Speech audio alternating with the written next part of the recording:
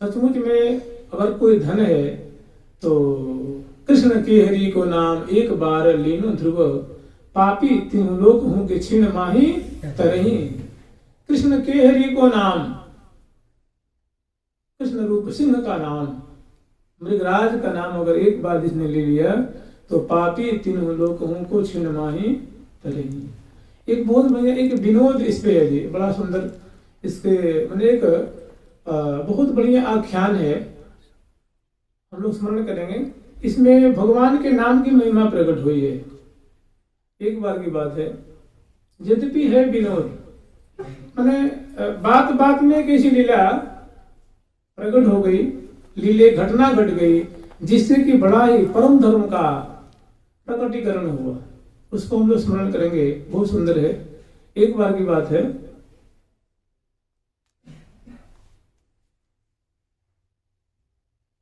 एक बार की बात है कि देवर्षि नारद जी, एक बार देखिए देवर्षि नारद भगवान एक ऐसे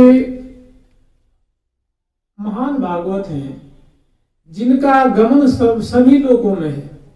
ऐसा कहा जाता है कि देवर्षि नारद, वैसे तो कहते उच्छंगो जायतो नारद, उच्छंगो न जायते नारद। श्री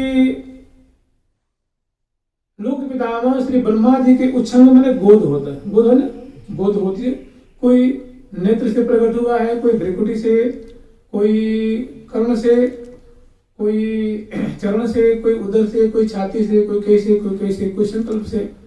और देवर्षि नारद जी उच्छंग, उच्छंग कहते हैं गोद को। तो श्री ब्रह्मा जी के गोद से प्रकट हुए हैं और ये भगवान कृष्ण के ये मन है, भगवान कृष्ण के मन स्वरूप है। उनके मन में जो संकल्प होता है, अभी उनका मन हुआ और उनके मन ही साक्षात नारद भगवान जी है। तो देवर्षि नारद जी का प्रत्येक लोकों में गमन है, ऐसा कोई लोक नहीं जहां वो नहीं जा सकते, उनके लिए कोई रोक टोक नहीं है। तो एक बार देवर्षि नारद जी, और ऐसी कोई विद्या नहीं जिसके जानकार नहीं। एक बार उग्रसेन जी ने, मैंने ठाकुर जी के नाना जी ने पूछा कि भगवान अपने ठाकुर जी से, श्री कृष्णचंद्र जी महाराज से पूछा कि ठाकुर आप मुझे ये चीज बताओ, कोई ऐसे किसी ऐसे भक्त का नाम बताओ जिसको राक्षस, देवता, विद्याधर, मनुष्य, देव, धनुज, तिर्यक सभी लोग सम्मान करते हो और वो आपको भक्त हो। उन्होंने कहा कि महाराज, और सारी विद्याओं में, सारे गुणों में, शास्त्र में, ज्योतिष में, उपनिषद में, पौराणिक और वैदिक श्रुति, मैंने जितने भी ज्ञान के भंडार हैं, चाहे वो पाक शास्त्र हो, चाहे संगीत शास्त्र हो, चाहे वो घुड़सवारी हो, चाहे जल की विद्या हो, चाहे औषधि विद्या हो, चाहे वो यहाँ तक कलह कराने की विद्या हो, कलह कराने की विद्या हो, उस विद्या में भी सचमुच में इनको कहा गया है कि कलह करा को धार करा देते हैं। ऐसे ही देवर्षि नारद जी। ये कंस भी इनको अपना गुरु मानता है ना, कंस भी, अंग भी, ध्रुव जी, प्रहलाद जी, निम्बारक भगवान और वाल्मीकि। अरे वाल्मीकि तो मानते ही, वाल्मीकि तो मानते ही हैं। श्री पार्वती जी किसको मानते हैं? उनको भी नहीं, उनको भी शिष्या रूप में स्वीकार करा दिया। तो मैंने एक ऐसे हैं, तो भगवान ठाकुर जी मुस्कुराए, बोले ऐसे तो एक ही है, वो है देवर्षि नारद जी, जिनको ऐसी कोई विद्या नहीं जिसमें निष्णात न हो। उनके मैंने महाभारत में आख्यान आता है, और ये कम से कम मुझे लगता है 40-50 श्लोकों में ठाकुर उनकी महिमा स्वयं गाए हैं अपने मुख से। तो ऐसे देवर्षि नारद जी महाराज एक बार भ्रमण करते करते स्वर्ग में चले गए, और स्वर्ग में जाकर के वहां इंद्र ने बड़ा इनका स्वागत सत्कार किया। जब लौटे तो वहां से कल्प वृक्ष का फूल लेकर के आए, और उनके मन में इच्छा कि चलो भैया थोड़ी ठाकुर जी के दर्शन कर आए। तो ये द्वारिकापुरी पहुंच गए। वहां गए तो ठाकुर जी ने बड़ा भव्य स्वागत किया, और कुशल क्षेम पूछने के बाद उन्होंने कहा कि देवर्षि आप कहाँ से पधार रहे हैं? तो उन्होंने कहा महाराज मैं अभी स्वर्ग से आ रहा हूँ। अरे अरे देखो ना मेरे पास मैं बहुत बड़ा सुंदर, अरे बहुत दिव्य मैं फूल सुंदर लेके आया हूँ। दिखाया, उन्होंने उसको लिया और फिर उनको दे करके और विश्राम की, थोड़ी देर विश्राम की। उसको ठाकुर ने लिया और झट रुक्मिणी जी आ गई तो रुक्मिणी जी उन्होंने प्रदान कर। कुछ देर के बाद विश्राम करके नारद जी उठे और देवर्षि नारद जी उठ करके और मन किया कि थोड़ी दूसरी महारानी के पास चलो। पहुंच गए कहाँ? श्री सत्यभामा जी की हवेली में, उनके कक्ष में पहुंचे और उन्होंने देखा तो बड़ा स्वागत किया। महाराज मेरे बड़े भाग्य हैं जो आपके दर्शन हुए, आइए आइए विराजिए विराजिए। खूब उन्होंने भी भव्य स्वागत किया और उन्होंने कुशल क्षेम पूछने के बाद कहाँ से आ रहे हैं? उन्होंने कहा कि क्या ना मैं वो स्वर्ग में चला गया था और वहां से अभी घूम करके भ्रमण करके आ रहा हूँ, तो इच्छा हुई कि चलो थोड़ी द्वारिकाधीश और आपके दर्शन किए मेरा बहुत निकट गया था। तो मैं सोचा कि आपके देखो आप भूमि की कन्या हैं और आपके प्रभाव के क्या कहने हैं, तो मैं सोचा बहुत दिन हो गया आपके दर्शन हो जाए। तो मैं पूछा उन्होंने कुछ वहां से लाए नहीं क्या? उन्होंने लाया था। मैं तो सोचा था कि मुझे तो कहने में शर्म आती है, क्या बताऊं। मैं वहां से फूल लेके आया था, कल्प वृक्ष का फूल लाया था और मैं सोचा था कि मैं ठाकुर जी को अर्पण करूंगा, तो मैंने अर्पण कर दिया। और मेरा विचार था कि मैं जब आपको ठाकुर जी को अर्पण करूंगा तो आप ठाकुर जी की बहुत प्रिय है, अत्यंत प्रिय है, तो आपको फूल देंगे। लेकिन क्या कहें, मेरे तो कहने की भी हमारी मतलब जीवा पंगु है रही है। देखते देखते झट ने रुक्मिणी जी को दे दिया। मैं तो बस अपनी मुंह के हमने खा ली। मैं तो सोचा था कि आपको ज्यादा प्रेम करते हैं, आपको नहीं दिए क्या? तो रुक्मिणी जी को दे दी उन्होंने। अब तो झट सुनते हो मान कर गया। अभी इस चर्चा चली रही थी तो ठाकुर जी पधारे कि हमारा मन ने गड़बड़ कर दिया है। ठाकुर समझ गए कि हमारा जो मन दूसरा रूप धारण किया वो गड़बड़ कर दिया। तो ठाकुर जी माननीय को मनाने बड़े ही कुशल हैं। झट उन्होंने आश्वासन दे करके मना दिया करो। सत्यभामा जी आप भी बताओ छोटी छोटी बात के लिए, अरे कल्प वृक्ष के फूल क्या होता है? अरे उनको तो फूल ही दिया है ना, आपको वृक्ष लाऊंगा वृक्ष। अरे अब तो वो बहुत पसंद हो गए। समय आया मतलब अब वृक्ष लाऊंगा मतलब अभी नहीं लाऊंगा, समय आएगा तो ले आते। आश्वासन दे दिया और मान भंग हो गया। फिर जो कहते हैं वो लीला चलने लगी। फिर देवर्षि नारद जी महाराज वहां से पधारे और बीड़ा बजाते हुए जुगर नाम जप करत बिहार। श्री नारद मुनि परम उदार, श्री नारद मुनि परम उदार। जुगल नाम जप करत बिहार, जुगल नाम जप करत बिहार। जुगल नाम जप करत बिहार, जुगल नाम जप करत बिहार। इस समय आया देवर्षि नारद जी महाराज। इसी बीच में ऐसा हुआ कि एक भौमासुर नाम के बड़ा भारी दैत्य हुए, जिसका उद्धार ठाकुर जी ने किया था। तो वो भौमासुर का ऐसा आतंक बढ़ गया था कि वो उससे सारे जो जितने समग्र असुरगण जो देवगण हैं उससे बड़े आतंकित हो गए थे, बड़े कुपित हो गए थे। और उन्होंने असुरों को जो ये भौमासुर नाम के दैत्य थे, उन्होंने देवताओं को बहुत कुपित किया था, बहुत प्रताड़ित किया था, यहाँ तक कि स्वर्ग से भी भगा दिया था। तो वो जो देवतागण हैं उसमें से इंद्र ने आकर के प्रार्थना की ठाकुर जी से, हे द्वारिकाधीश, हम आपके बल वीर्य पराक्रम को जानते हैं, हम आपके शरणागत हैं, कृपा करके त्राहि माम रक्ष माम अवतु माम, हमारी रक्षा करें आप। तो उन्होंने कहा ठीक है, उनकी बात मान करके और ठाकुर जी पधारे। तो ठाकुर जी ने देखा कि हम देवताओं की ओर से युद्ध करेंगे तो ये भौमासुर भी कोई कम नहीं है, तो एक काम करो, एक बाण से दो निशाना करता। उन्होंने कहा कि एकदम विरोचित ढंग से सज धज कर तैयार हुए और महल से निकलने लगे। तो उन्होंने पूछा कि कहाँ जा रहे हैं? तो उन्होंने कहा कि भाई आप भी चलो ना। एक देखो, ये स्वर्ग के जितने भी देवता हैं उन पे बड़ा अत्याचार हुआ है, बड़े कुपित हो रहे हैं और मुझे युद्ध करने में सहयोगी रूप में बुलाए हैं, तो मैं सोचता हूँ कि आप भी चलते तो बहुत कृपा होती। ठाकुर जी ने सोचा कि जो भौमासुर था ना, देखिए कहते हैं भौम सुर मैंने भूमि से उत्पन्न होने का उसको भौमा कहते। तो भूमि मतलब भूमि पुत्र था, वो भूमि का अंश था, और भूमि की अंश स्वरूप कौन है? सत्यभामा।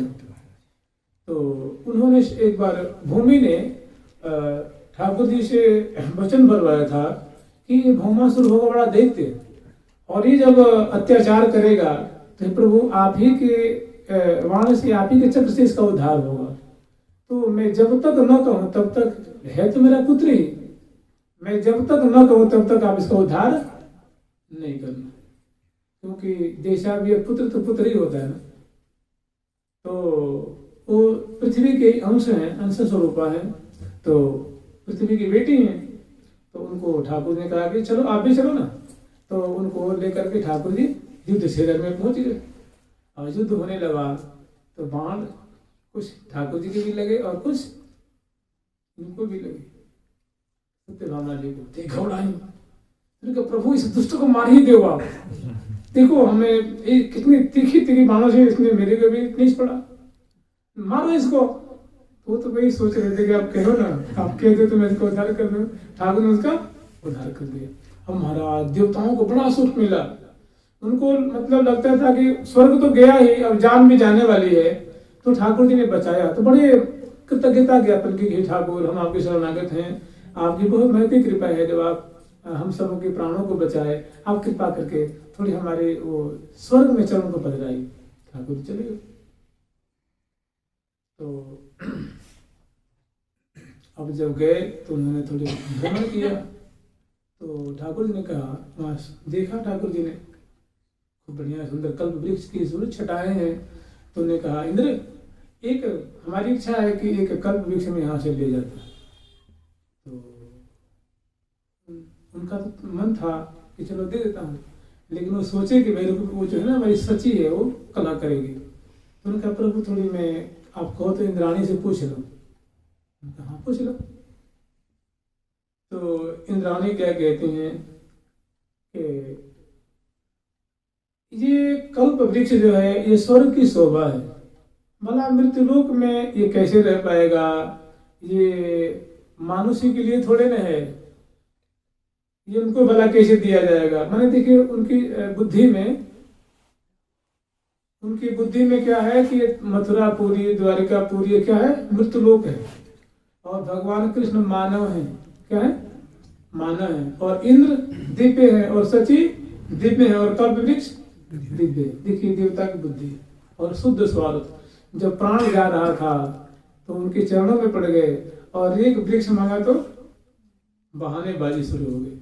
और ठीक है, अगर मान लो आप दे भी दोगे तो आपको पता ही है कि मैं इन फूलों से रोज श्रृंगार करती हूँ, तो मेरा श्रृंगार कैसे होगा, और भला ये पृथ्वी पे ये पौधा रहेगा कैसे, पेड़ ये तो दिव्य है ना, और पृथ्वी क्या है?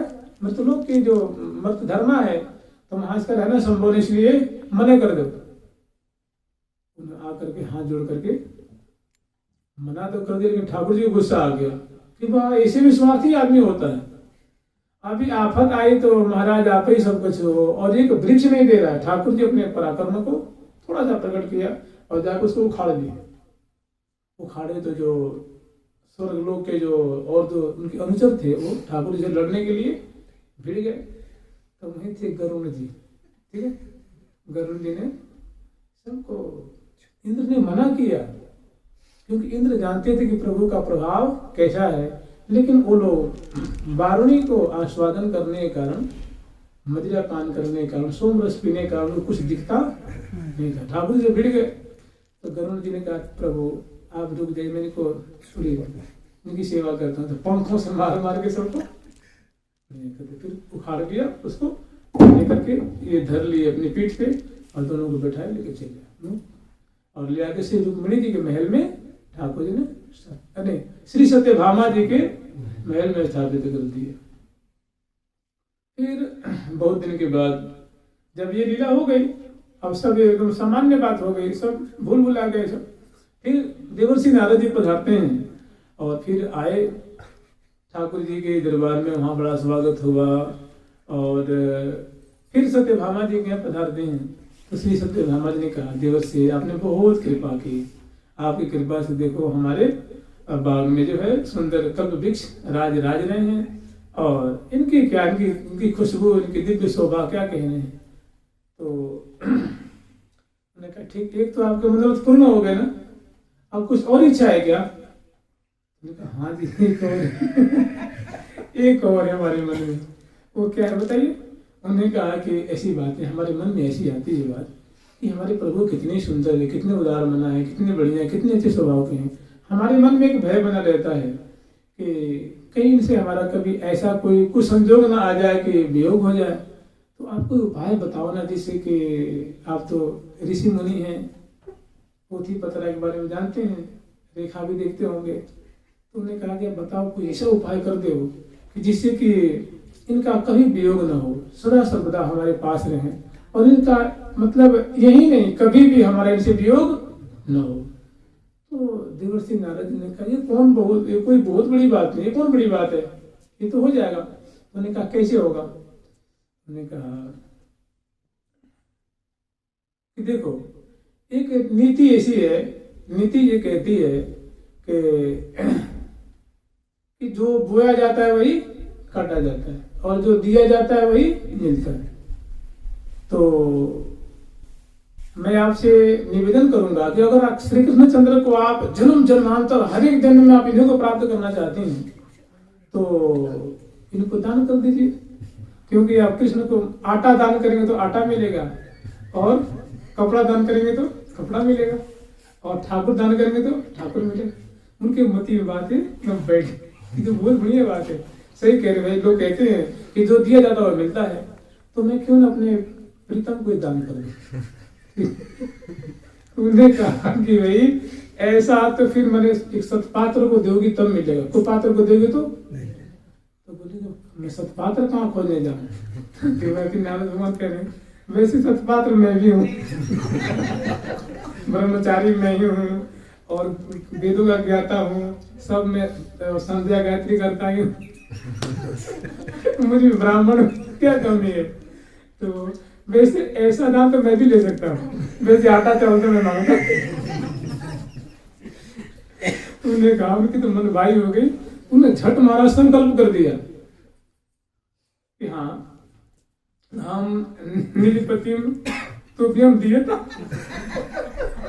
मैं अपने पति को आपको देती हूँ। संकल्प कर दिया। अब महाराज जी में संकल्प कर दिया तो ठाकुर जी घूमते घूमते कहाँ से जा गए।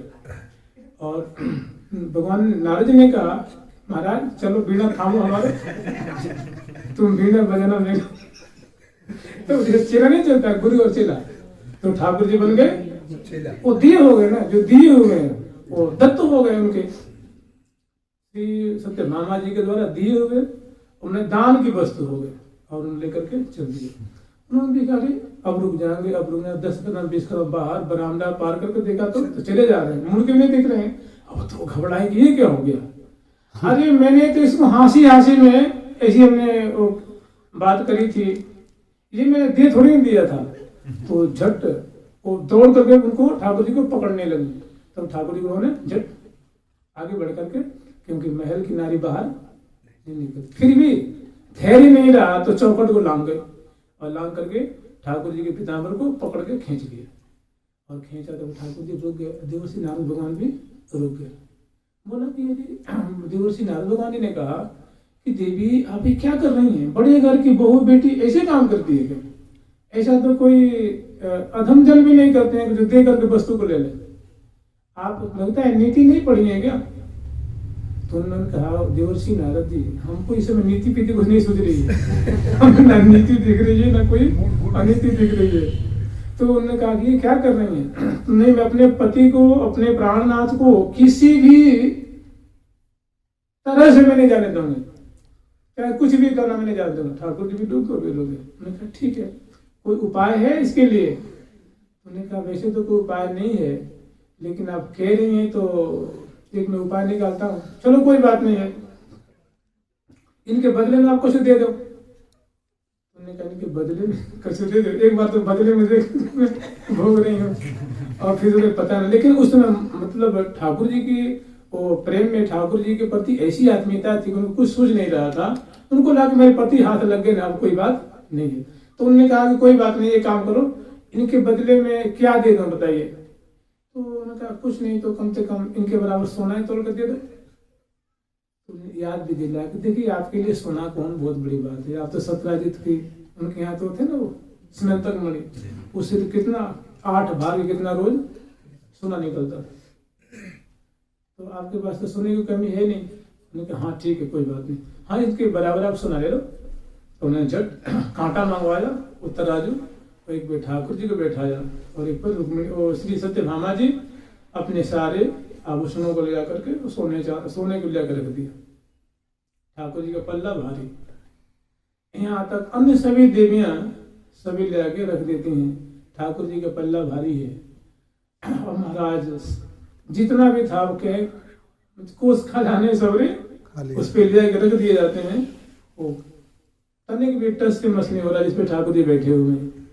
अब ऐसी लीला देखकर तो महान व्याकुल हो गई। अब उनको न तो कोई सुधि रही न बुद्धि रही। तो ठाकुर ने देखा कि हमारी प्राण प्रिया जो है वो आकुल व्याकुल हो रही है, एकदम मैंने बुद्धि कोई काम नहीं कर रही है। तो ना एक दासी से इशारा किया, दासी आई हाथ जोड़ खड़ी, उन्होंने कहा कि रुक्मिणी जी को बुलाना थोड़ी। तो वो गई उनके महल में, तो पता लगा कि वो तुलसी पूजा कर रही है। तुलसी पूजा जाकर उन्होंने कही कि आपको ठाकुर जी बुला दें। उन्होंने कहा क्या बात है? उन्होंने कहा ऐसी बात है। तो वो तुलसी की परिक्रमा दे रही थी पूजा करने की, तुलसी पत्र लिया, उस पर कृष्ण नाम लिख दिया। उन्होंने कहा ये काम करना, वो सोने चांदी हटवा देना सब, और इस तुलसी पत्ता को उस पर धर देना। तो सब उतरवा दिया और धर दिया। धरते ही ठाकुर जी का पल्ला ऊपर हो गया और तुलसी पत्ता जिस पर कृष्ण नाम लिखा हुआ तो वो नीचे हो गया। तब तक बस 4 परिक्रमा देते हैं, तो झट परिक्रमा दे प्रणाम की आ गए। उनका क्या लीला कर रखे हो यहाँ पे, ये काम कर, तुम भी बैठ जाओ इस पे। ठाकुर जी के समय तुम भी बैठ जाओ। अब भोली भाली हमारी बहन को तो तुमने वो कर रखी है बिल्कुल। तो उन्होंने अभी कहा देवी वो आई, झट नारद जी क्या किया उसको तुलसी पत्ता को लेकर मुख में। उन्होंने कहा देवी हमें ना सोना लेना था, न चांदी लेना था, न ठाकुर जी को ले जाना था। हमें भगवान नाम की महिमा कैसी है इस महिमा को प्रकट करना था। सो आप लोगों ने देख लिया, मेरा कार्य पूरा हुआ। अब मैं तो राधे कृष्ण कृष्ण कृष्ण राधे राधे करते चले। तो तात्पर्य ये है कि श्री नामदेव जी महाराज ने उस भगवान नाम की क्या महिमा है, कैसी उसकी असीम महिमा है, क्या पराक्रम है, इस बात को श्री नामदेव जी महाराज ने प्रकट करके ये ज्ञापन कराया कि जो तुम दौलत इकट्ठा कर रखे हो वो तुम्हारी दौलत, वो तुम्हारी संपत्ति हमारे लिए नगण्य है। हमारे पास एक ऐसा धन है जो उसको कहते हैं भगवान नाम, उसकी तुलना में तुम्हारा धन जो है अत्यंत तुच्छ है, अत्यंत स्वल्प है और हमारे वो काम का नहीं है। तो सेठ की बुद्धि जो है एकदम परिष्कृत हो गई और सेठ भी भक्ति पथ का पथिक हो गया और महान भक्ति रस में डूब गया। तो देवर्षि नारद भगवान भी भगवान नाम की महिमा कैसी है इस विनोद के द्वारा भगवान नाम की महिमा को प्रकट करके सभी देवियों के सामने प्रत्यक्ष इस घटना को दर्शा दिया कि भगवान नाम के समान कुछ नहीं है। और सभी द्वारिकावासी वो जय जयकार करते रहे, श्री कृष्णचंद्र की, कृष्ण नाम की। तो सच पूछिए तो व्यास नाम सम नाम है कि नाम के समान नाम ही है, नाम समान न को। नामी ते प्रगटो तदपि, नामी ते प्रगट्यो यद्यपि तदपि गुरुओ हो। यद्यपि नामी से ही प्रकट है, लेकिन नामी से भी वरिष्ठ है, नामी से भी महिमा से विशेष मंडित है। और विशेष क्या कहा जाए, सुर शरीर जाए तो दारिद्र सता ही ना जी,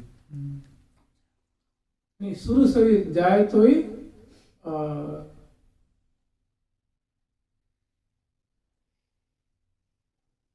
सुरतरु जाए, सुर शरीर सुरतरु जाए तो दारिद्र सता है। माने कल्प वृक्ष के नीचे भी तू जाएगा तो तुम्हारी दरिद्रता वहां दूर नहीं होगी। और जैसे धूप घाम में तपे हुए तू अगर जाके सरिता में भी नहाएगा तभी तेरा ताप दूर होने वाला नहीं है। इसलिए नाम नाम जप नाम जप नाम जप बावरी, बिना नाम की कहीं गति किसी की नहीं। तो कभी कभी संत गण जो है इनकी नाम की महिमा कैसी है, कोई लीला रच के कोई घटना को प्रकट करके, और जब इसके प्रति लोगों की महत्व बुद्धि घट जाती है तो ऐसी विचित्र लीला करके नाम की महिमा को यदा कदा बीच बीच में संत लोग प्रकट करते हैं। तो ये दो महिमा दो ये लीला है, दो घटना है, इसके माध्यम से भगवान नाम की विशेष महिमा का प्रकट किया गया है। और आगे जो इनकी लीला है,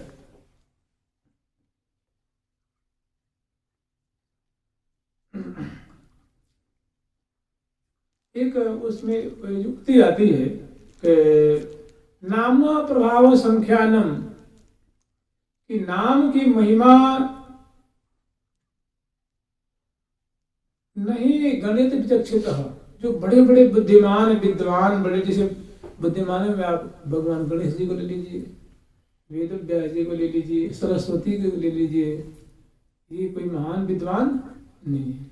ऐसे ऐसे जो बड़े गणना में जो बड़े कुशल हैं, ये भी चाहे तो अगर चाहें कि हम इनकी महिमा को गिनती कर दें तो संतो न चक्षुक्षिप्तः, कि बड़े बड़े संत महात्मा भी की मति कुंठित हो जाती है भगवान नाम की महिमा को गान करने में, वर्णन करने में, उनकी महिमा बताने में। संतो न चक्षमा, बड़े बड़े संत महात्मा भी भगवान नाम की महिमा को वर्णन करने में असक्य मानते हैं। और जब भगवान ही अपने को समर्थ मानते हैं, राम न सकहि नाम गुण गाय। इसका मतलब भगवान क्या नहीं गा सकते हैं। अगर भगवान अपने नाम की महिमा गा देंगे पूरी ना, तो नाम की महिमा छोटी हो जाएगी। माने भगवान नहीं गा सकते हैं तो कोई भगवान की इसमें तोहिनी नहीं हो रही है, भगवान की इसमें कोई अप्रतिष्ठा नहीं हो रही है, उनकी महिमा नहीं घट रही। भगवान का नाम ही ऐसा है कि उनकी महिमा स्वयं नाम ही भी नहीं गा सकता। ऐसे नाम का जो शरणागत, देखिए एक श्री दो महात्मा अपने यहाँ हो गए बड़े, मतलब हाल ही में दो महात्मा नामी जो बड़े भारी नाम जापक हुए। श्री राम कृष्णदास पंडित बाबा, वो जानते हैं 20 वर्ष की अवस्था में वो बालापन में श्री गोविंद जी के संग में कंची खेला करते थे, गिर डंडा खेला करते थे। राजपुरोहित के पुत्र थे, इकलौते बेटे थे। और जब वृंदावन पढ़ने आए तो यहाँ 20 वर्ष की अवस्था में सबरे शास्त्रों का सार उन्होंने पढ़ लिया था। फिर पढ़ करके अपने गुरुदेव के पास गए। तो मैंने 20 वर्ष की अवस्था में शास्त्र, न्याय, मीमांसा, योग, सांख्य, ब्रह्मसूत्र आदि और ये भक्ति शास्त्र, वेद, वेदांग, उपनिषद और भागवत, सबके साथ भागवत भी पढ़े। उसके बाद भक्ति संदर्भ आदि पढ़ लिए। तो संत समाज में उनका नाम जानते किस रूप में हुआ? प्रखर पांडित्य को देखकर लोगों ने नाम रख दिया पंडित बाबा। शास्त्रों के उलझन को झट वो बात में सुलझा देते थे। और 20 वर्ष की अवस्था में फिर विरक्त हो गया। विरक्त होकर के जिन महात्मा से उन्होंने दीक्षा ली थी, उन्होंने कहा कि गुरुदेव मेरे लिए क्या आज्ञा है। उन्होंने कहा श्री रूप सनातन के पथ का अनुसरण करना और निष्किंचन होकर भजन करना और हमेशा भगवान नाम का संग्रह करना। तो जैसे गुरुदेव ने कहा था वैसा किया। तो इतने बड़े विद्वान होने के बाद उन्होंने आजीवन भगवान नाम का बड़ी प्रीति पूर्वक स्मरण किया। कहते हैं उनके भगवान नाम जप करने से जो उंगलियां सीधी हो गई थी, इसमें निकालते हैं ना उसमें माला जरूर में, तो निकले निकले निकले निकले 60 वर्षों में उसकी मूर्ति ही नहीं थी, इसी सीधी हो गई थी। हमेशा दिनों रात सीधी सीधी रखे रखे रखे रखे। ऐसे श्री पंडित श्री परम पूज्य श्री गया प्रसाद पंडित जी महाराज हुए, जिन्होंने कहा था कि सब साधनों का फल क्या है, भगवान नाम का परम आश्रय यही प्रेम है, यही रति है, यही वैराग्य है, यही ज्ञान है, यही सबका सार है कि भगवान नाम में प्रेम हो जाए। भगवान नाम जप में जिसकी रति हो गई, भगवान नाम जप में जिसकी मति पग रही है, भगवान नाम जप में जिसकी रचना उरज रही है, तो समझो कि वही भगवत प्रेम उसने लाभ किया। ये भगवत प्रेम है। भगवत प्रेम से पूछा भगवत प्रेम प्राप्त कैसे हो। तो कहते कोई साधक आए और उनसे पूछा, मैं उनके पास आकर रोने लगे। उन्होंने कहा महात्मा जी ये रोने धोने का नाटक मत करो, अभी आप 2 सेकंड रोगे, आंसू बहाओगे, फिर उसी रंग में रंग जाओगे। ऐसे कर लो तो इसी जन्म में काम मिल जाएगा। तो भगवान नाम जाप को उन्होंने उपदेश किया। भगवान नाम ले, ये रोने धोने के नाटक करने से कोई काम नहीं न। अभी आप थोड़ी 2 मिनट आंसू बहाना आपको भारी पड़ जाएगा, फिर आपको 22 घंटा कभी आंसू नहीं आने का। तो इसे कोई आप महान प्रेमी नहीं हो जाएगा तो वो आंसू गिरा करके इसको छोड़ो, ये काम करो। तुमको भगवान नाम में लगाए, फिर बाद में बड़े जाकर के अच्छे संत हुए। तो सबने चरम फल यही निकाला है, भगवान नाम भगवान नाम भगवान। जो इस समय जो बड़भागी गण हैं उनको परम बड़भागी समझना चाहिए, जिन्होंने भगवान नाम का आश्रय लिया है। तो इन महात्माओं के पास कम बुद्धि थी। जितने लोग पढ़े लिखे थे, हम लोग होता है कि 15-20 साल में भी नहीं पढ़ पाएंगे, जिंदगी में नहीं पढ़ पाएंगे। और इतने विद्वान होने के बाद भी, सभी शास्त्रों को अध्ययन करने के बाद, इन्होंने सार का सार निकाला, भगवान नाम जप का आश्रय।